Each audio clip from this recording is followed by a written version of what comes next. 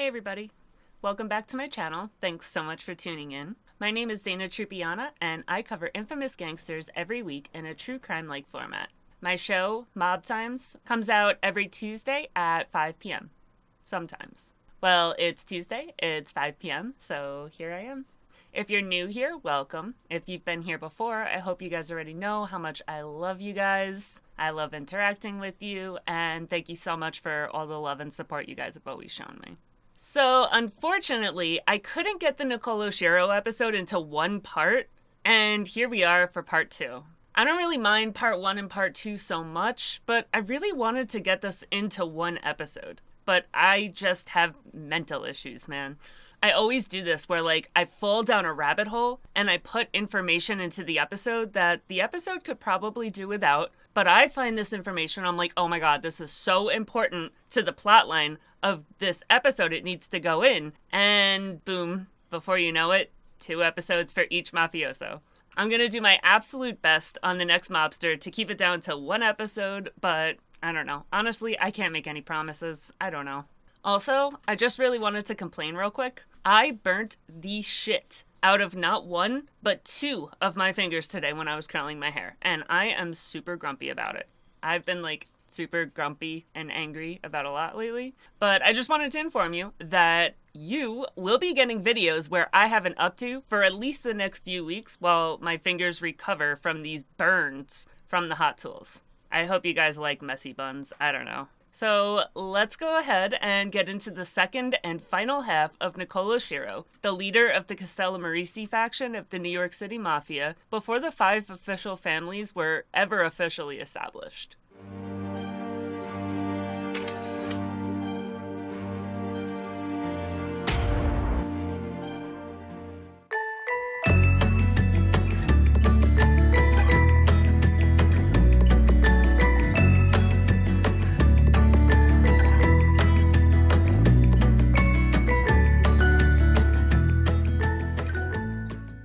Okay, so let's break down Nicolo Schiro's approach to the mafia game.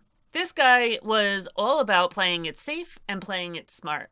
He was a tried and true mustache Pete, dealing only with Sicilian immigrants, and that's fair. Given his war with factions from other parts of Italy, don't forget he was a part of the Mafia Camorra War. So he only deals with Sicilians, and it kind of makes sense why. While some of the other mafia bosses were out there shaking hands with all sorts of gangs, Schiro was like, nah, I'm keeping it pure Sicilian, stay out of my face if you're from anywhere else but Sicily, leave me alone. This isolationist approach meant that he dodged the messiness and backstabbing that often came with working with outsiders. And this man was legit a master of staying under the radar. He had no flashy displays of wealth or power. He viewed that as asking for trouble. He ran his criminal operation with ninja-like discretion, leaving minimal traces for investigators to follow, and that's why he never went to jail for any significant period of time. Schiro's crew ran an underground numbers gambling racket and played hardball by using the infamous Black Hand and some seriously menacing protection schemes. Imagine getting this ominous letter with a menacing black handprint on it, demanding huge sums of money in exchange for your safety and the safety of your loved ones. The people who got those letters were living in constant fear of violence and revenge. And a lot of times, they just ended up paying it because they didn't want to worry all the time and they didn't want to worry about their family. And they didn't want to get hurt. Homes and businesses took a pretty significant beating for those people who weren't willing to pay up. And some of those homes and businesses were even reduced to rubble. All harsh reminders of what happens to those people who dared to cross this criminal syndicate. Schiro was kind of viewed as the Houdini of the mafia world, and he had a knack for staying out of handcuffs. How did he do it?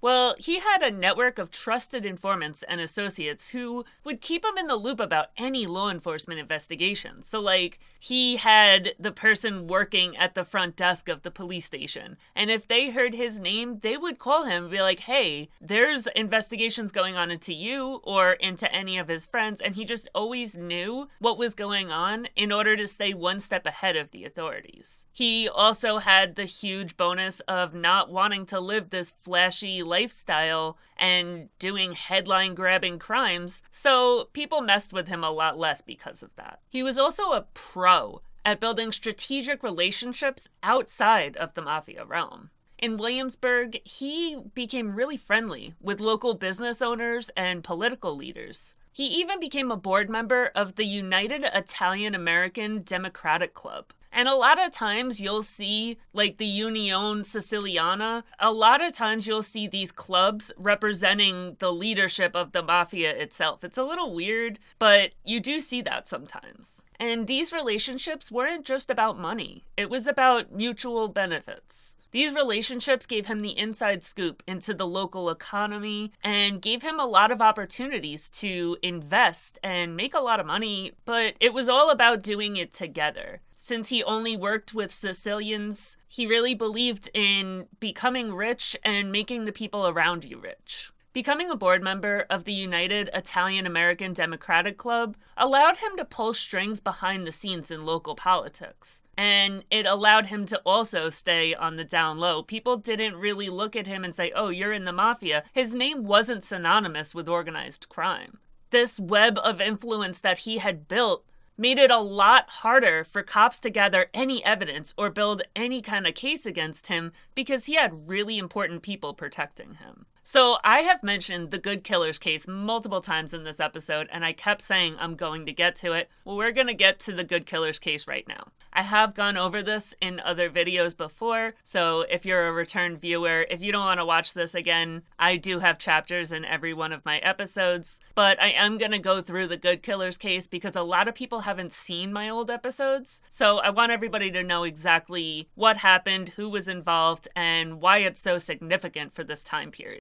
So it's August of 1921, and a seemingly ordinary barber by the name of Bartolo Fontana walks into a New York police station. He walks in, and he confesses to a gruesome murder that happened just weeks before over in New Jersey, and he committed the murder. Now, the victim in this chilling tale is 𝐂𝐇𝐏𝐄𝐎, a guy with connections to a super tangled web of vendettas and revenge. And there's another twist. The authorities had already nabbed Salvatore Ciervo, an innkeeper in New Jersey, who helped Fontana get rid of 𝐂𝐿𝐿𝐿𝐿's body. So they already have people that are involved in this crime. Fontana's confession opens up a whole new can of worms. He spills the beans on this ultra-secretive group called the 𝐂𝐿𝐿𝐿𝐿. They were influential mafia guys within the Schiro gang, and they all hail from the same place in Sicily, Castellammare del Golfo. Fontana claims that he offed 𝐂𝐿𝐿𝐿𝐿 at their request. They made him do it. So let's get into this entire thing.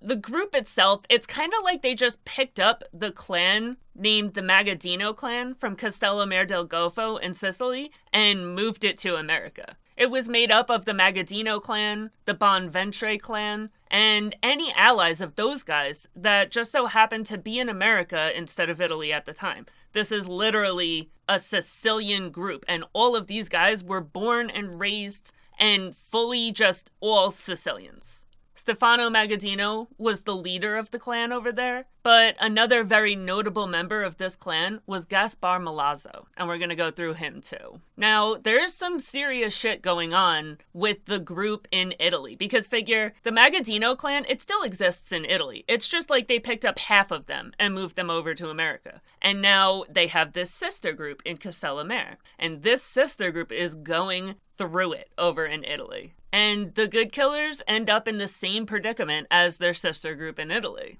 They're in active warfare with the same group as the clan in Sicily is in. So the clan in Sicily, the Magaddino clan in Sicily, is at war with another clan over there. Now, that clan over there has the same thing as the Magaddino clan. Half their clan picked up and moved to America, and now the good killers, who are in Schiro's group, they're all in the same predicament, and they're at war with the same clan, just in America. And this is where we're going to see the American good killers, or the Magaddino clan, however you want to state that, go to war with the US-based 𝐕𝐈𝐃𝐿𝐿 clan, who murdered a member of the Good Killers 15 years earlier. And these guys know how to hold on to a grudge. A Good Killers member, Bonventre, a baker in Brooklyn, was killed, dismembered, and his body was burned in his own bakery oven. And that sparked a US-based war that would continue on for decades. This war was never going to end. On August 14, 1916, Antonino Magaddino was arrested for a double homicide in Castellamare. Two of his older brothers, Pietro and Giovanni, had been murdered back in July. So only 1 month earlier, they had been killed. So it's not really a mystery why he would commit this double murder. While Stefano was able to avoid a lot of this violence because he's in America and his brother isn't, a lot of the family is still in Castellamare del Golfo and they're still fighting this war. And Stefano just lost 2 more brothers to this war. Antonino was released in 1917 when it was determined that there wasn't enough evidence to charge him with these murders. But that still means that he was arrested August 14th of 1916, and at the very earliest, I don't know exactly when he was released, but at the very earliest, he was released in January of 1917, meaning he did months in jail for this murder that they don't have any evidence on. But as I stated before, a lot of the time when people get accused of shit like this, they did it. Let's be real, he probably did it. And it makes sense why he did it, but he did it. These 2 murders were not even close to the end of the beef between these groups. Guys in the States got word that 𝐂𝐇𝐏𝐄𝐎, a member of the 𝐕𝐈𝐃𝐿𝐿 clan, was believed to be an accomplice in Pietro's murder, and after the murder, he fled Sicily for New York. That's the perfect situation for Stefano Magaddino, who is currently in New York in Schiro's family. As soon as Magaddino gets word that he's on his way, he starts planning 𝐂𝐿𝐃𝐿's murder. In 1921, 𝐂𝐿𝐃𝐿's dead body was found in a cove of the Shark River in New Jersey after being in America for only barely over a year. So he did not waste any time. He took care of that shit immediately. Although Fontana was only involved in the murder of 𝐂𝐿𝐃𝐿, he also informed police that the good killers were responsible for a string of other murders. He confirmed that a minimum of 15 cold cases that police had not yet been able to solve were linked to this group. As an immigrant that was living in the same neighborhood, he's just telling police things that everybody else in the neighborhood knows, but everybody else knows better than to ever say anything about it. But since Fontana is already talking to the cops, he's like, hey, fuck it, I already talked, I might as well tell you everything. And he goes on to tell them, like, every single murder that you guys don't know how to solve, that's because the good killers pulled them off. He confirmed that it was Stefano Magaddino, Bartolo Di Gregorio, and Vito Bonventre that came from his neighborhood and talked him into killing 𝐂𝐿𝐃𝐿. He also gave the name of 3 members from Manhattan, Giuseppe Lombardi, Mariano Galante, and Francesco Puma. He says that they were all also involved in the planning of this murder. According to Fontana, he was confronted by 3 members of the Good Killers who proceeded to press the muzzle of their pistols into his stomach and told him to swear to commit these crimes or else they would blow him to pieces. Knowing that he was going to die if he didn't commit this crime, he invited 𝐂𝐿𝐃𝐿 to go duck hunting with him. So now 𝐂𝐿𝐃𝐿, he knows that there's beef. He knows that Stefano Magaddino is a big deal in New York, and he knows there's a kill order on him. So he's not just going off all willy-nilly and doing shit. But he doesn't look at Bartolo Fontana as a threat. He looks at him as a friend. So when they go duck hunting, the 2 men headed to the River Inn in Neptune City for a weekend trip. They ventured into the woods with their guns to go hunt these ducks, and Fontana just randomly put the gun to 𝐂𝐿𝐃𝐿's back and blew a hole into his back and to the side of his body. 𝐂𝐿𝐃𝐿 never even saw it coming. Lombardi was at the cabin, and as Fontana discussed the body with the inn's owner, because the inn's owner knows this is going on, he knows everything that's happening, so Fontana goes to the owner and he's like, hey, I did it, we have the body, we gotta figure something out. Lombardi overhears this. And he's like, all right, bet, this dude's dead. I'm going to leave. I'm going to go head to New York. I'm going to tell the gang that the deed has been done. Everything is all good. Finally taken care of. Fontana and the owner of the inn decided to wrap some stones around 𝐂𝐿𝐇𝐏's body and throw it into the water. But it was discovered only 2 weeks later by some crabbers, which is pretty stupid. Like, if you're gonna throw stones around somebody's body and put it in the water, don't put it in the water right there. Are you kidding me? Like, they went out like 20 feet. You don't think that body's gonna get discovered, moron? When the police requested, Fontana agreed to help the police set up a sting operation out of fear that he may be killed because, honestly, he's gonna get killed. Mafia guys kill people all the time, even if there's no sign whatsoever that they're gonna snitch, just to prevent them from maybe being a snitch in the future. Leave no witnesses, close the circle. Like, these things are pretty normal. And Fontana is sitting there and he's like, shit, like, I did this and they're gonna kill me for it so that I can't snitch. Which they probably should have done because he did snitch. Now, remember, while he's sitting there and thinking like, oh my god, these guys are gonna kill me, he means nothing to this gang. Fontana is a 28-year-old barber, he has no criminal history, and he has no involvement in the mafia before this, at all. He immigrated to America from the same town, Castellammare del Golfo, as a child, and he had just kind of gotten roped into this murder because he was 𝐂𝐿𝐇𝐏's best friend. That's one of the most common tactics that the mafia uses, have your best friend kill you because your best friend is the only person that you're gonna go and interact with when you know you have a death order on your head. You think you can trust your best friend, so even though the entire world is trying to kill you, your best friend's the only person you're gonna agree to see, and then boom, 2 to the head, you're dead.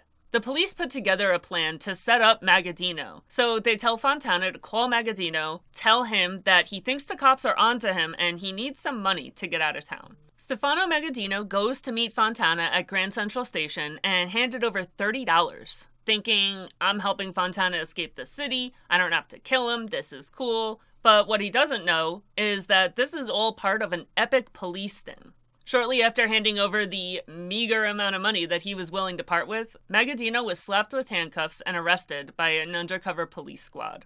At this point, the law is closing in on Schiro's entire gang because these are the big hitters in Schiro's gang. They nabbed Vito Bonventre, Francesco Puma, Giuseppe Lombardi, and 2 other gangsters, all for their role in 𝐂𝐿𝐇𝐏's murder. The New Jersey prosecutor decided not to pursue any conspiracy charges in the 𝐂𝐿𝐇𝐏 murder, and the charges against Magaddino ended up getting dropped, despite the New York police officer's testimony about the sting linking Magaddino to the murder. So in the end, only Bartolo Fontana and the 3 guys who helped get rid of Camillo 𝐂𝐿𝐇𝐏's body, Francesco Puma, Giuseppe Lombardi, and Salvatore Ciervo, were left facing charges.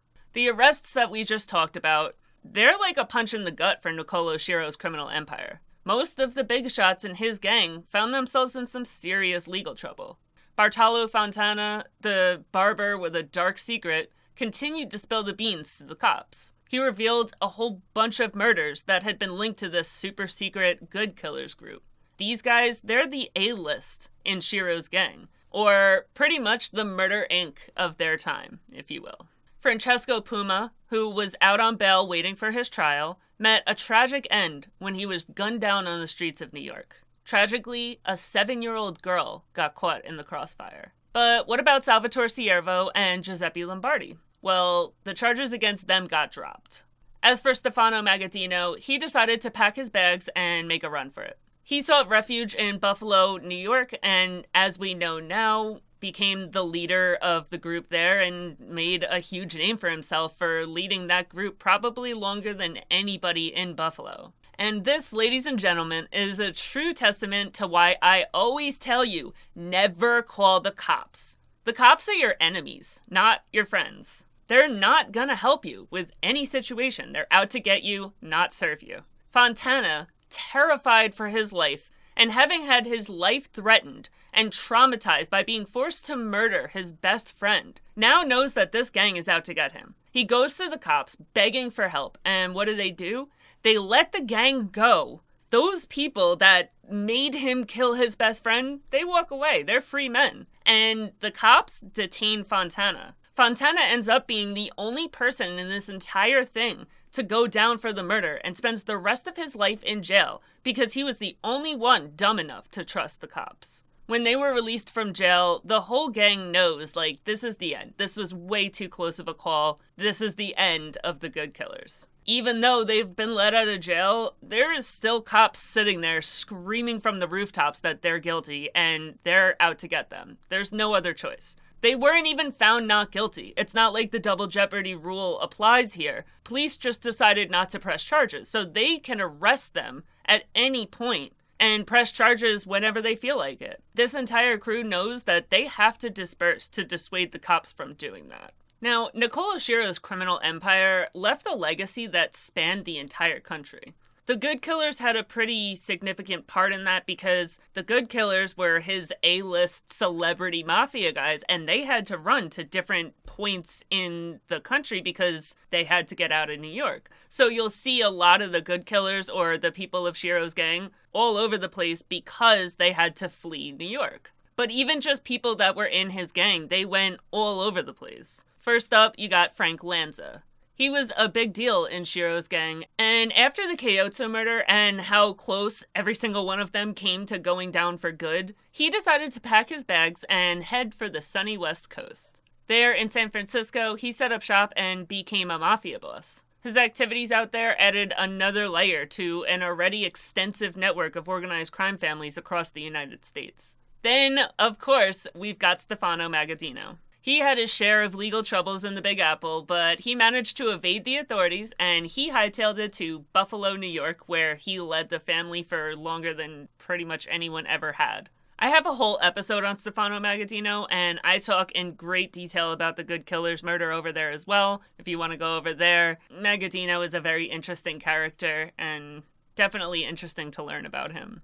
Another member of Schiro's gang was Gaspar Messina, and he decided to take his talents to New England. Once he was there, he set up shop and became a mafia boss there. His criminal activities helped expand the reach of organized crime in that part of the country, making New England an important territory for the mafia. In April of 1921, Schiro decided to make a strategic move by welcoming Nicola Gentile into his gang.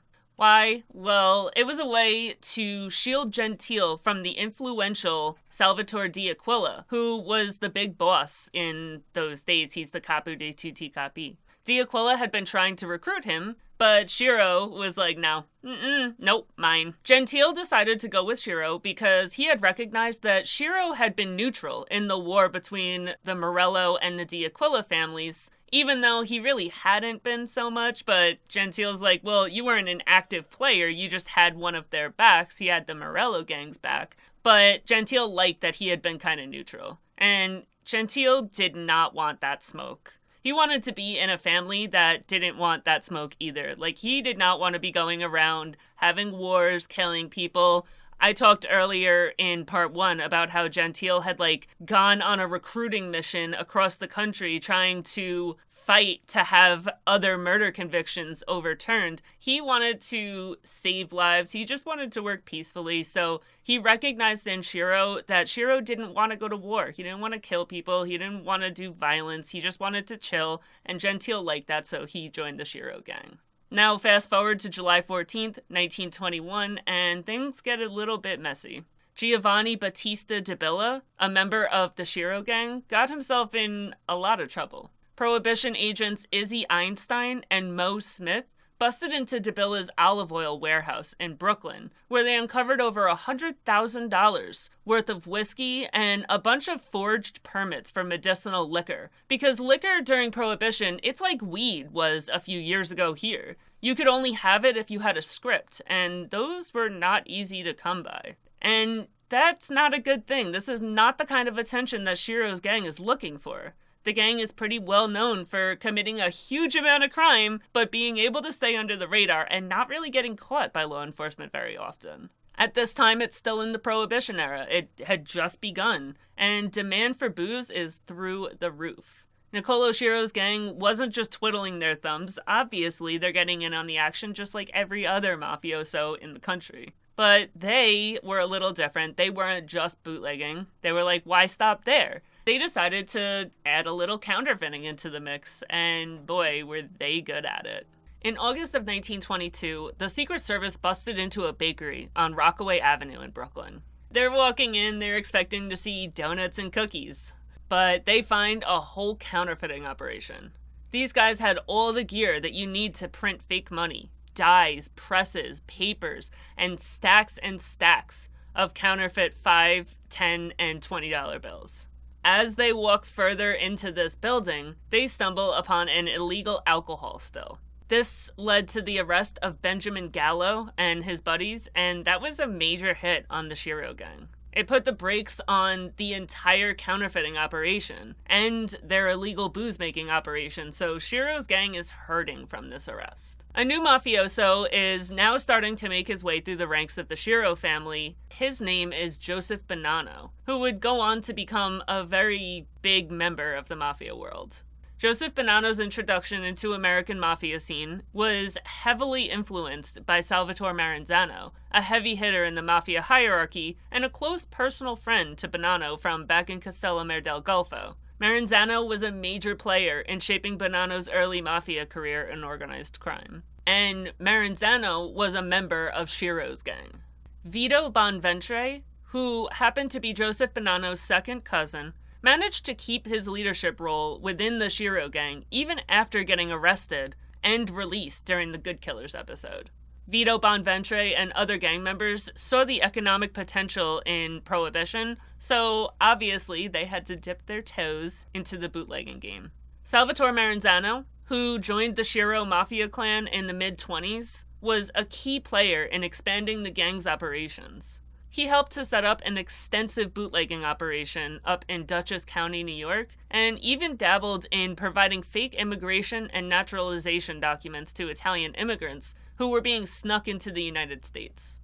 Okay, so let's talk about Nicolo Schiro's final years. Between 1923 and 1928, he seemed pretty confident in his position as the boss of the family, even going on 3 trips to Europe. A mafia boss who is scared of his position as boss of the family would never dare to leave the country. They would be scared to leave their underlings up to their own devices. They would be scared that they would scheme behind their back, and that they needed to have an iron-tight grip on their gang at all times. But Schiro doesn't feel like that. His trips to Europe show that he was really confident in his family, in his position, and the fact that nobody was trying to make any attempts against his life. On October 10th, 1928, Salvatore 𝐕𝐈𝐃𝐄𝐎, the 𝐂𝐇𝐀𝐏𝐄𝐎 that Schiro had been at war with, was killed. He was killed while he was walking down the street of Avenue A in Manhattan. When he died, Manfredi Mineo stepped up and took position of boss of that family. Joe Masseria took over as the new boss of bosses in the New York Mafia when 𝐕𝐈𝐃𝐄𝐎 was killed. With his rise to power came more demands for tribute from other mafia clans. Now, in January of 1929, Nicolo Schiro traveled to Los Angeles for a wedding. While he was there, he tipped off San Francisco boss Frank Lanza, who used to be a member of his crew, about a mafia plot to kidnap him. That did not sit well with Masseria. It made Masseria really freaking mad, and he demanded $10,000 from Schiro and told him that he needed to step down as boss of the mafia family in order to save his life. After Schiro was told to step down and pay Masseria, he did pay him the $10,000, but he was told that he had to step down as boss of the family, so he just decided to leave the mafia life behind altogether. I honestly don't really believe that it was over this $10,000 payment, though. I think it had a lot to do with Schiro seeing the writing on the wall that the Castellamarese War was about to kick off. You've got one of his closest friends, Gaspar Milazzo, killed in Detroit. Tensions are hitting an all-time high between his faction and the capo di tutti capi, Giuseppe Masseria. It seems like all the peacemakers in the mafia are dying or leaving, and he didn't want to stick around long enough to end up dead.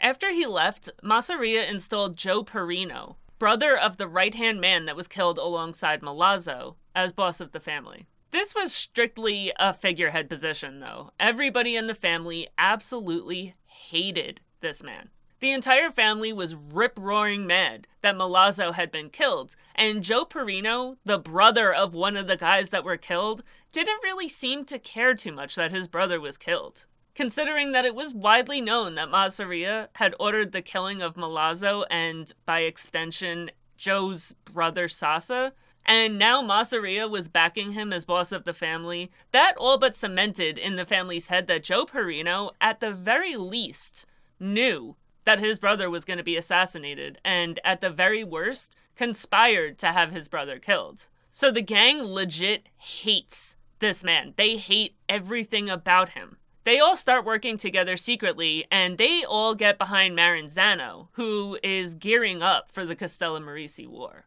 Salvatore Maranzano had recently arrived, so Schiro knows, like, okay, I'm leaving the family in good hands. Maranzano had been a boss when he was in Sicily, so Schiro knows about his history, and he knows that he can leave it in Maranzano's hands, and the gang wouldn't just fall apart under Joe Perino. After the Milazzo murder, a lot of guys were already starting to back Maranzano, who wanted to go to all-out war, and Schiro really never wanted that. He didn't want war. He didn't want violence. He didn't want crime. He just wanted to live his life. He had just been vying for peace, and that was not going to happen coming up to this Castellamarese War.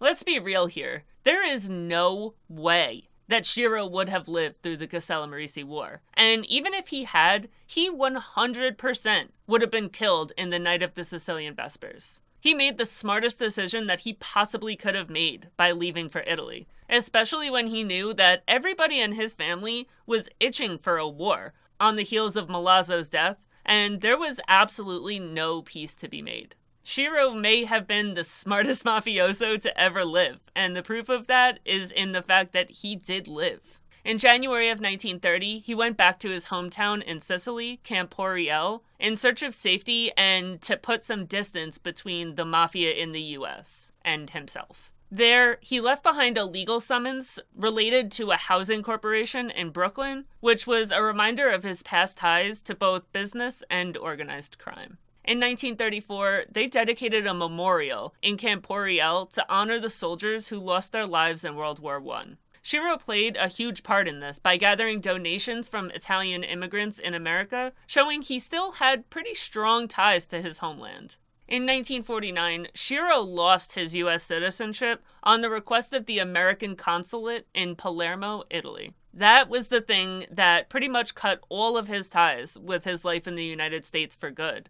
Not that he had any intention whatsoever of returning, especially as he watched the violence of the Castellamarese War unfold on the streets of New York. Nicolo Schiro passed away in 𝐂𝐇𝐏𝐿 on April 29, 1957, marking the end of an era in the history of the New York Mafia. To add a little Hollywood touch, Schiro's story was even portrayed in a movie called Bonanno, A Godfather Story, in 1999. Walter Macy played the role of Schiro. And that is going to conclude my two-part episode on Nicolo Schiro. Thanks so much for watching. Join me next week as I continue to delve into the lives and legacies of some of the most fascinating and infamous gangsters in history. Please don't forget to like, share, subscribe, follow, comment, do all the things, and I'll see you next week.